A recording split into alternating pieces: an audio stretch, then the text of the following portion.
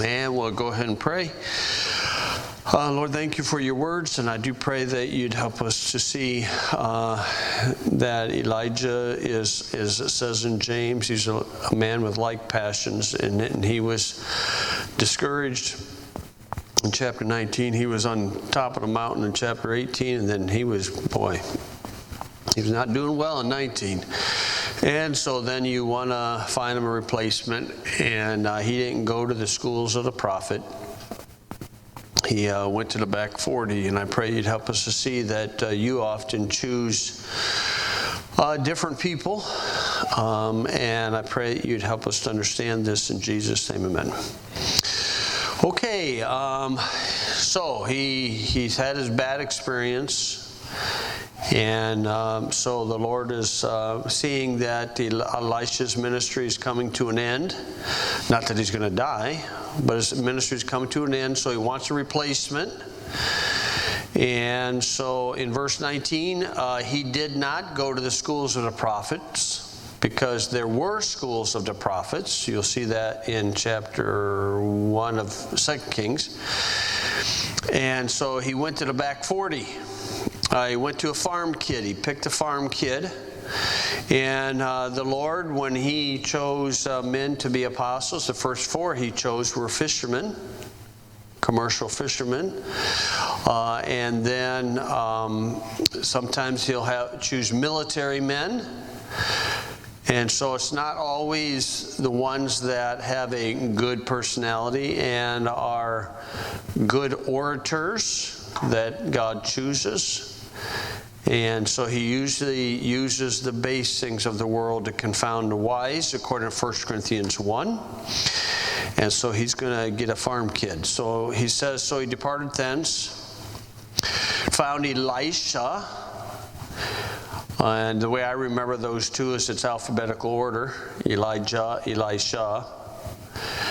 And the son of Shaphat, who was plowing with 12 yoke of oxen before him. Now that's you don't see 12 yoke of oxen. The Amish will use, a couple horses. I think I've seen 4 plowing, but he's got 12. Man, he's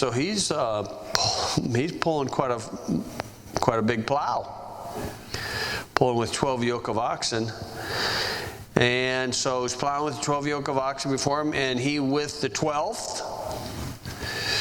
And Elijah passed by him and cast his mantle upon him. And he left the oxen and ran after Elijah and said, let me, I pray thee, kiss my father and my mother, and then I will follow thee. And then he said unto him, go back again, for what have I done to thee? So he's letting him go back to say goodbye to his parents. But Elisha knew what he was doing. He knew that he was being chosen for a task.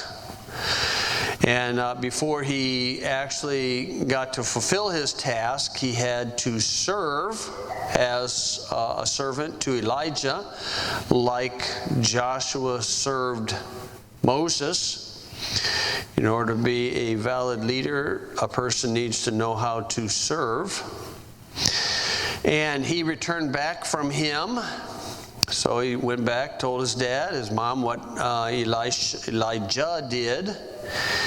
And so then he says, he took a yoke of oxen, not all 12, but one of the pair, slew them, boiled their flesh with the instruments of the oxen. So he took the yoke that they had and made a fire. And they did eat, so they ate them. And then he arose and went after Elijah and ministered unto him. So for him to, for him to have 12 yoke on him, one plow, that's pretty big. So I would say his dad was a pretty big farmer to have that much. Now, in farming community, the place where farmers in Indiana, Illinois, and Iowa go for a big advertisement of 3 days, it's called the Farm Progress Show. And it usually rotate between Indiana, Illinois, and Iowa, and it's usually 3 days. And all of these businesses come on a fellow's farm, and they plant the crop and they harvest the crop. So they usually do it in usually in September, maybe late August. That's kind of early. And then they'll bring all the equipment, all this big equipment in, and so the farmers get to lust after it, all that stuff. Look at all this equipment. It's becoming more and more commercialized, but it's like a farm show. And I've seen it where you've got 20 tractors coming one right after another after they harvested. I've seen it where they had 15 to 20 combines coming down a cornfield, one right after another. And when they first came out with automatic steering, all automatic steering is, it's got two plastic levers on the row, and so then they will follow the row of the 12. So it's only on one row. And when this guy was going by, he was standing outside the cab, and the combine's going down through there. But when they do the plowing, it'll look like all these people will be in the field, and it looks like they're plowing people. If they don't get out of the way, they're going to get plowed under. But it's pretty impressive. And it was funny, one time we were there, they had a John Deere 4-wheel drive tractor, had a grain cart. So a grain cart is, when the combine's coming down through, we used to, when I first remember, we started with a 3-row combine. And Dad would go down and back, and then dump it, down and back, dump it. And then when we switched to 6-row, it took a long time for Dad. Dad never was real fast at switching. But then we went to 6-row. Then you had to have a truck on each end, so it kind of made it tougher.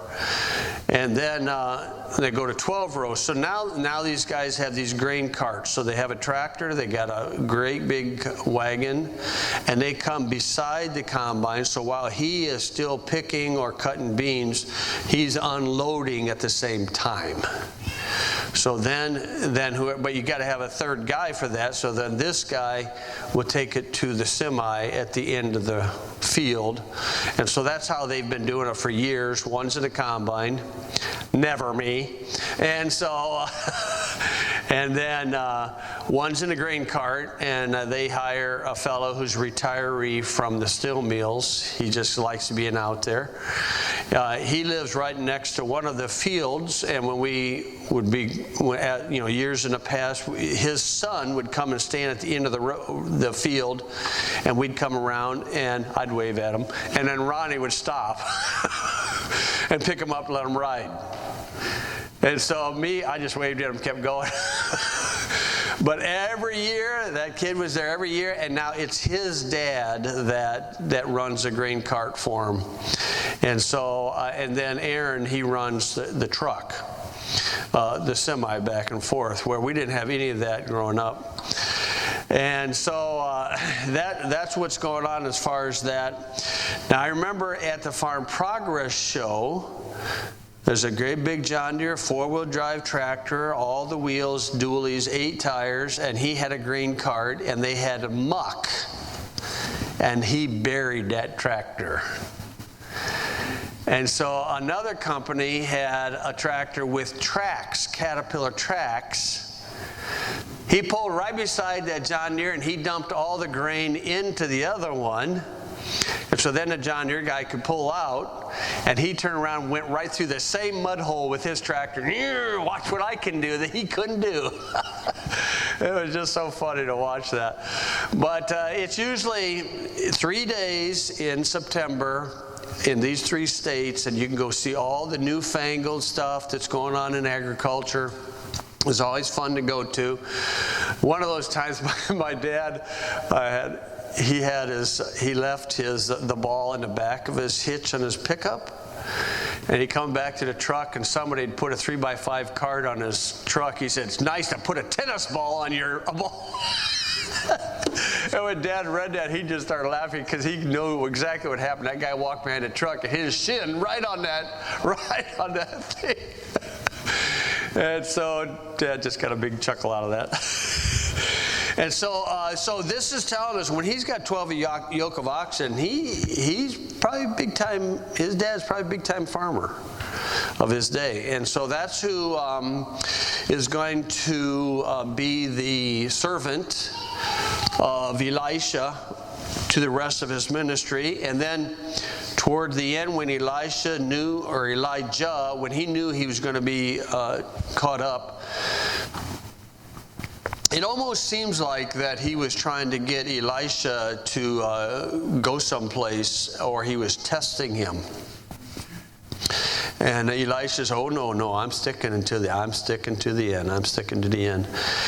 And so the thing that Elisha prayed for is that when Elijah said, "What do you want?"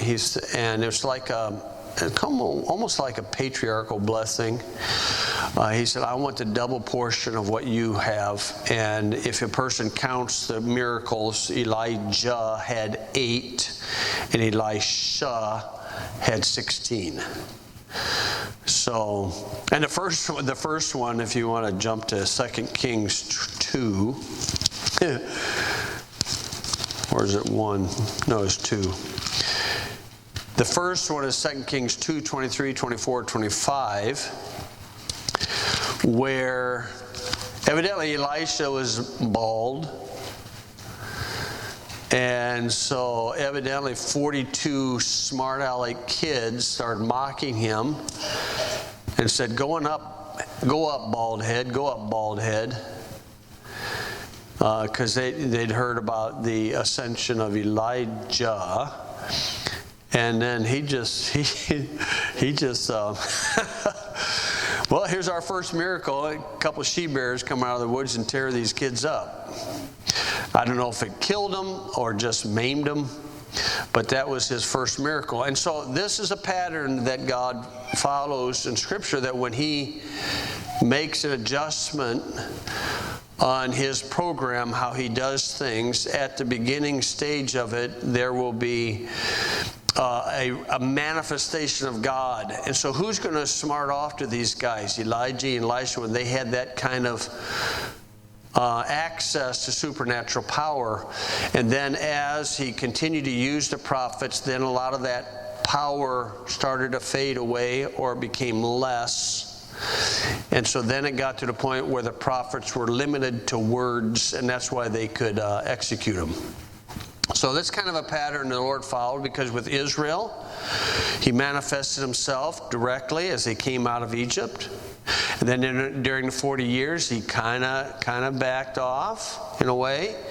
And then the judges had miracles. Then he kind of backed off. And then when he made the shift to the prophets, he made himself known. And then he backed off.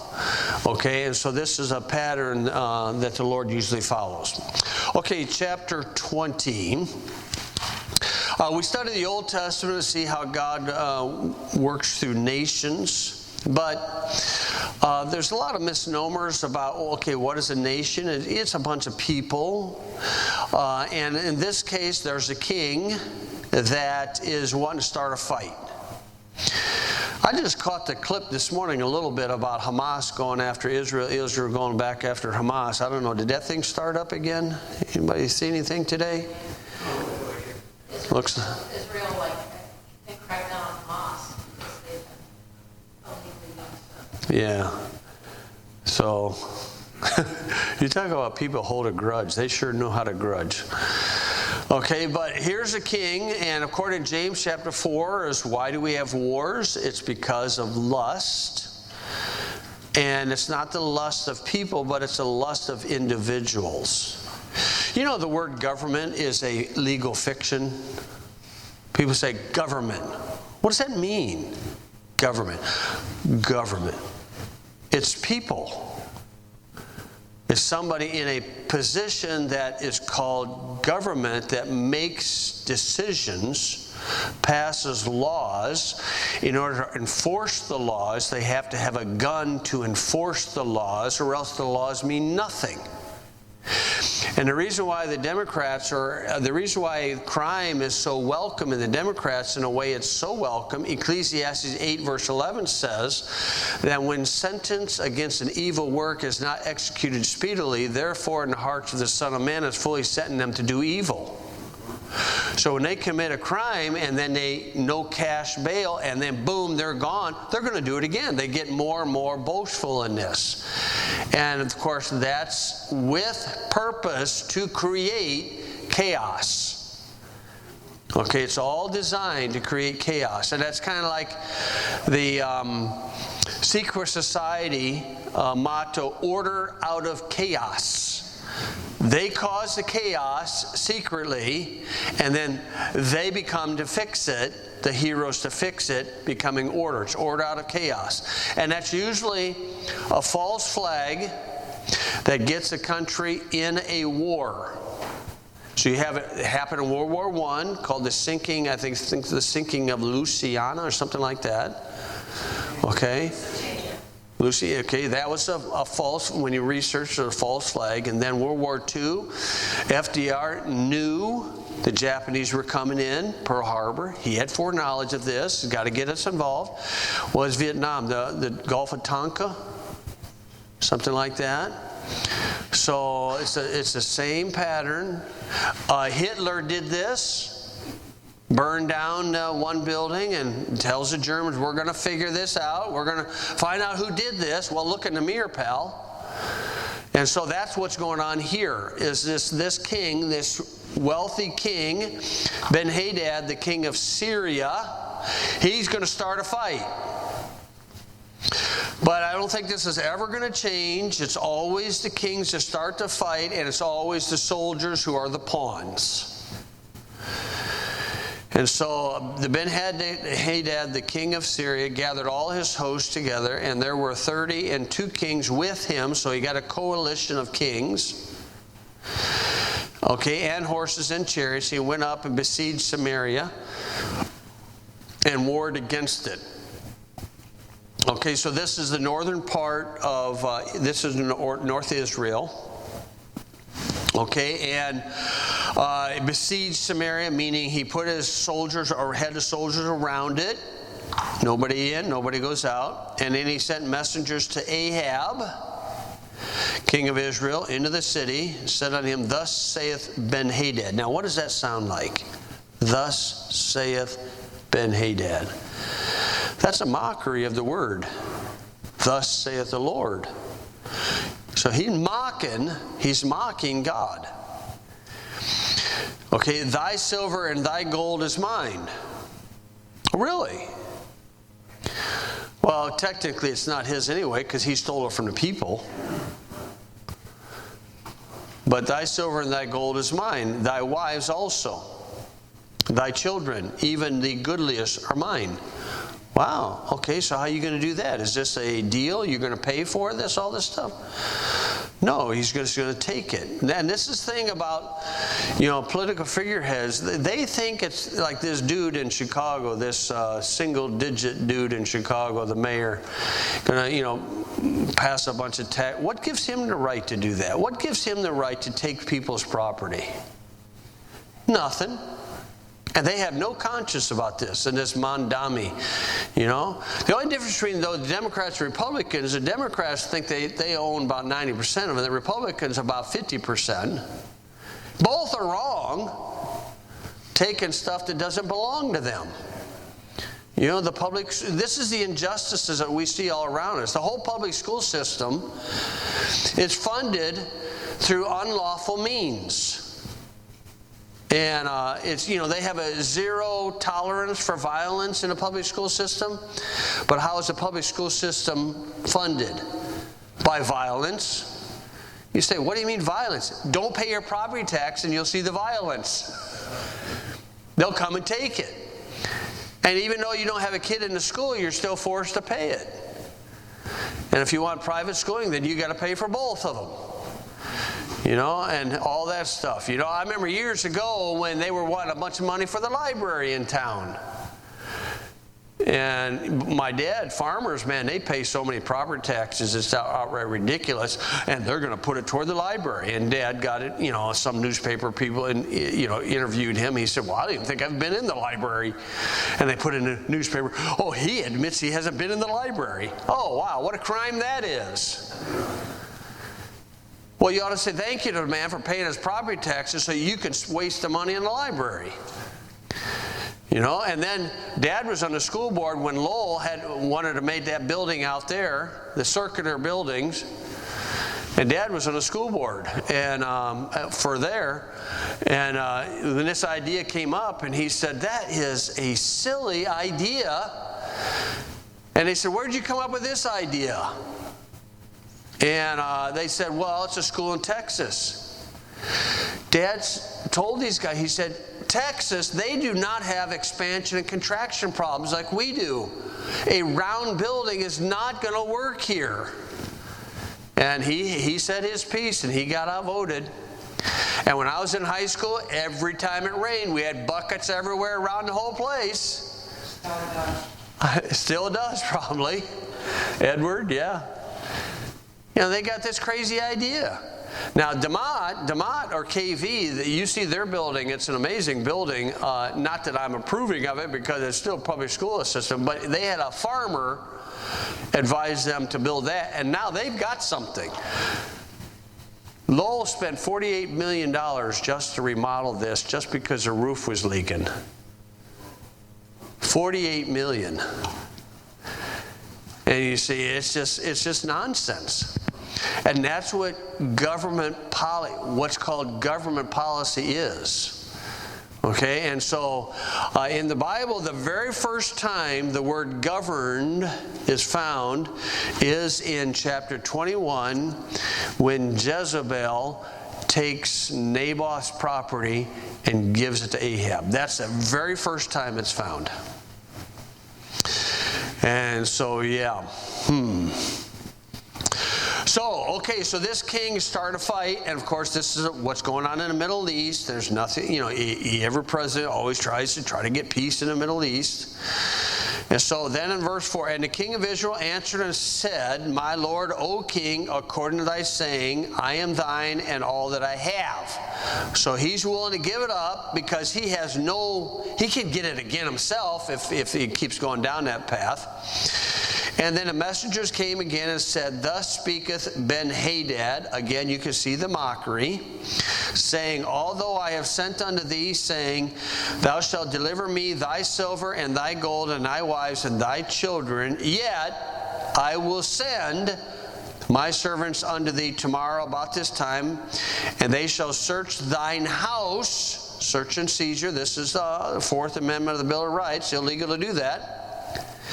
And the house of thy servants, and it shall be that whatsoever is pleasant in thine eyes, they shall put it in their hand and take it away. So this guy's just starting a fight. That's all he's doing. And that's exactly what's going on. And so that's that Muslim, that Arab fight, because the Arabs are mad because God picked Isaac over Ishmael. And then God picked, Jacob over Esau. And then when you read through the prophets, it's almost like the Lord will just stick it to them. He says, the Holy One of Israel. The Holy One of Israel. Not the Holy One of Esau. And that's the political statement of the Lord. And this is why the United Nations is against Israel. And, these Muslims or whatnot. And a lot of people don't realize that there's a lot of Israelites, a lot of Jewish people do not like Netanyahu. In fact, he's been tried for war crimes. He can't go to certain countries because he's been tried and found guilty.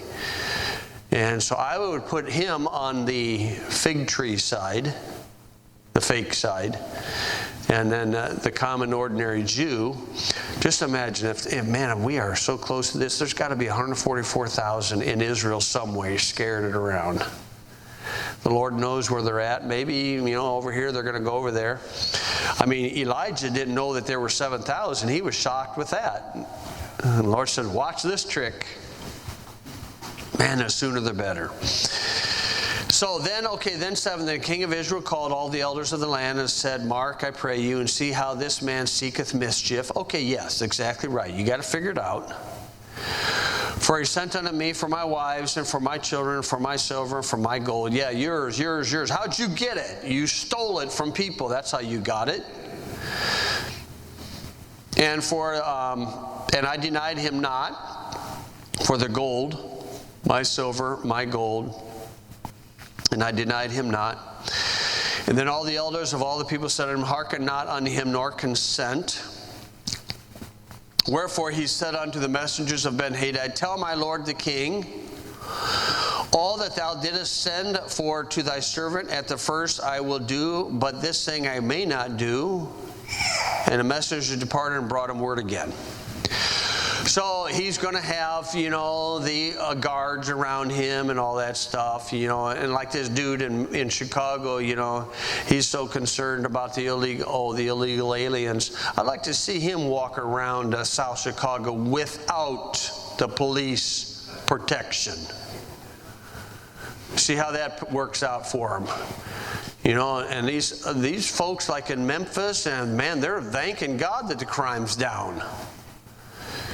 And of course, the reason why they want the crime up is because you keep people bound according to the rules. There's a woman who was a mistress of Rand McNally. Her name is Anne Rand. She wrote a book called Atlas Shrugged, and it's supposed to be a classic. I read through it. It's about 1,000 pages. I didn't read it all the way through. I skimmed through it because it's kind of a boring book. But it's a classic, and Ayn Rand became like a mystic or whatnot. And in this classic book, if somebody is an elitist in some government position, they would buy an expensive copy of Atlas Shrugged and place it on their coffee table, like a Christian would buy a nice big King James Bible, put it on their coffee table. These people buy this, and when somebody visits them, that tells them that we're in the club. And in Atlas Shrugged, they had a blue line and a red line and back and forth on that. And then finally they were trying to charge somebody with a crime. There's a guy was in there trying to charge with a crime, and then he finally breaks a law. And then they said something like that, and they said, we want lawbreakers because you can control them. They don't want somebody who's independent and who's trying to do the right thing. They want people to break the law. And this is often why if you see somebody that gets, maybe they mess up and it's the first time they've ever gotten caught in court versus a repeat offender, they'll nail that person that's a first timer because they don't expect to have this customer again. And the repeat offenders who keep coming back, they'll let them off, and another time let them off, another time let them off, another time let them off. And that's the purpose of that. It's a purpose of control. And so in this case, he pushed them too far. He pushed them too far, and now they're going to try to stand against him. And of course, it's not going to bid well for them at all, because God is going to judge Israel. Okay, so let's see, 9, 10, and then after he was turned down, the messengers departed. In verse 9, they were turned down, and Ben-Hadad sent unto him and said, the gods do so unto me, and more also, if the dust of Samaria shall suffice for handfuls for all the people that follow me.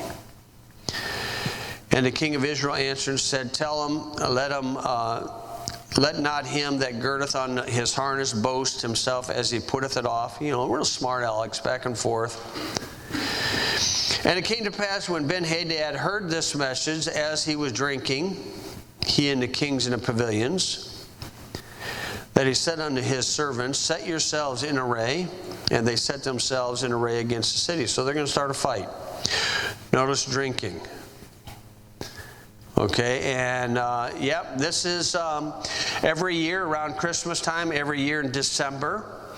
All the liquor companies, all the beer companies will send a bunch of liquor to every congressman. So they have their Christmas parties. So they get them drunk. and they've got the cameras, and they catch them in positions of compromise, and then that's how they blackmail them.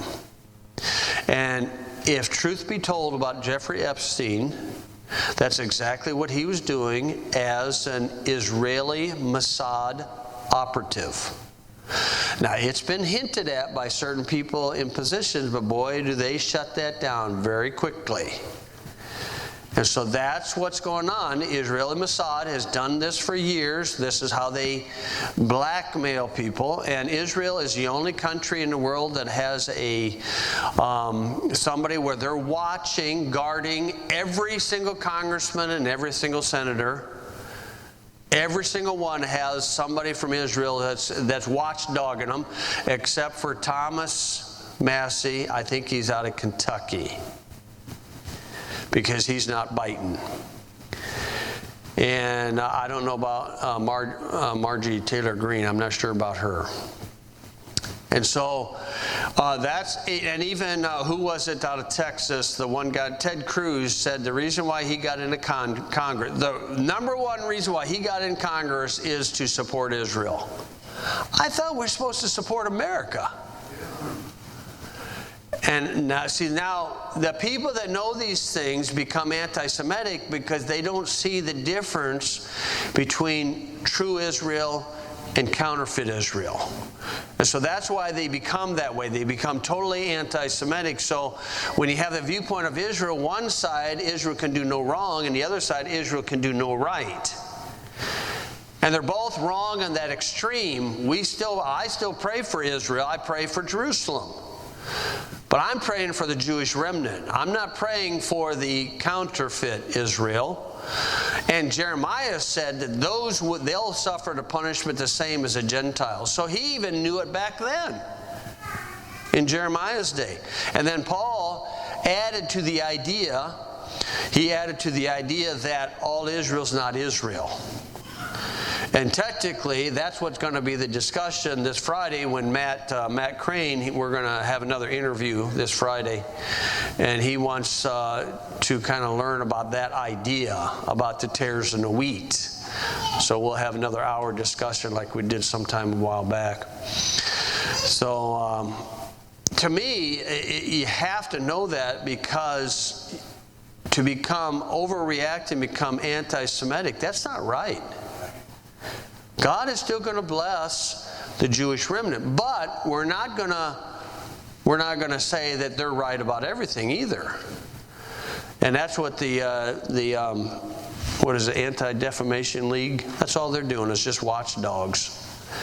If anybody questions them. Okay, so 13. And behold, there came a prophet unto Ahab. Now this one is not Elijah, but is a prophet, saying, Thus saith the Lord, Hast thou seen all this great multitude? Behold, I will deliver it into thine hand this day, and thou shalt know that I am the Lord. So this prophet is promising a victory. And Ahab said, By whom? And he said, Thus saith the Lord, even by the young men of the princes of the provinces. Then he said, Who shall order the battle? And he answered, Thou. Now notice thou. King James, precision, singular pronoun, talking to one person. Thou. Okay, and that's the precision of the King James. Thee, thy, thou, thine are all singular pronouns. You and ye are plural pronouns. And this is where, the big mockery of the King James, the these, the thous, the these, the thous. Oh, you're so mentally incapable, you don't know what thee means? Thou, 4-letter words, you don't know what those mean? Boy, that makes life so difficult, doesn't it? And so, of course, it's an excuse. Straining at a gnat, swallowing a camel. And they want to change much more than the these and the thous. And that's for certain. But he said, Thou. Then he numbered the young men of the princes of the provinces, and they were 232. 232. And after them he numbered all the people, even all the children of Israel, being 7,000. So we have a repeat of Gideon's 300 and Abraham's 318. So Abraham had 318 and they defeated 5 armies. And then Gideon's 300 defeated the Midianites. And so we have another repeat of this where God can give a victory by the few. They were 232. And then after him numbered all the people, even all the children, being 7,000. 7,232. And they went out at noon, but Ben-Hadad was drinking himself drunk in the pavilions. Typical. He and the kings, 32 kings that helped him. And the young men of the prince of the provinces went out first, and Ben-Hadad sent out and told them, and they told him, saying, there are men come out of Samaria. He said, whether they be come out for peace, take them alive, or whether they come out for war, take them alive. So these young men of the province, princes of the provinces, came out of the city, and the army which followed them, and they slew everyone his man, and the Syrians fled. Well, that's a good day. And Israel pursued them, and Ben-Hadad, the king of Syria, escaped on a horse with the horsemen. Oh, brave man. And the king of Israel went out and smote the horses and chariots and slew the Syrians with a great slaughter. And so, yeah, good day. Good day. Okay, we'll stop there at 21, pick up 22. And let's go and pray. Lord, thank you for this testimony. Again, it doesn't take many for you to show your strength. And in fact, when you choose the base things of the world, it confounds the wise. And you could win a battle by few or by a lot. And in this case, you chose to win by few. And I pray that you'd help us to see your mighty power. In Jesus' name, amen.